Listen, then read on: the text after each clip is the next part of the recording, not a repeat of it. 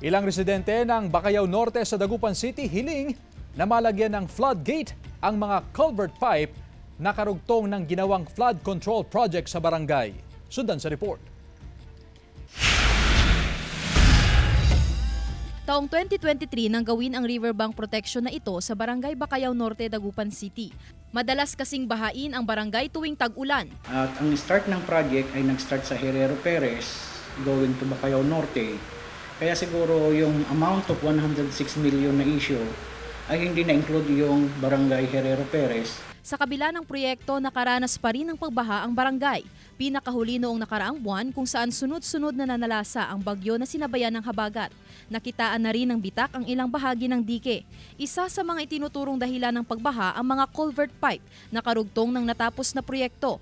Ang ilan kasi sa mga ito, walang floodgate o di kaya'y sira na ang mga floodgate. Kaya tuwing high tide o bagyo, dito pumapasok ang tubig mula sa ilog papasok sa barangay.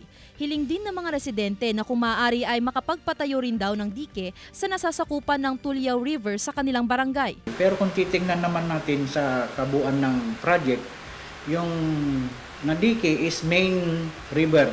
Pero yung Tulyao River, hindi pa yan naayos. So, ibig sabihin, kahit natin sabihin na nasaradohan itong area, pero dito naman papasok sa kabila, sa Tulyao River. Gayunman, hindi raw may kakaila na malaking tulong din ang ginawang flood control project. Kasi po, pag ito hindi ko po nakatulong na malaki po kasi hindi po siya nakakalabas yung bangus po namin. Saka hindi kami nakapasokan ng malaking tubig dito. Simula nang magkaroon ng flood control project, napipigilan na raw ang pagpasok ng malakas na agos ng tubig sa lugar, bagay na ikinatatakot ng mga residente noon. Hindi muna nagbigay ng pahayag ang DPWH Region 1 pero nakatakda raw silang magpa-interview sa mga miyembro ng media ngayong linggo upang mapag-usapan ang mga isyu tungkol sa mga proyekto ng gobyerno.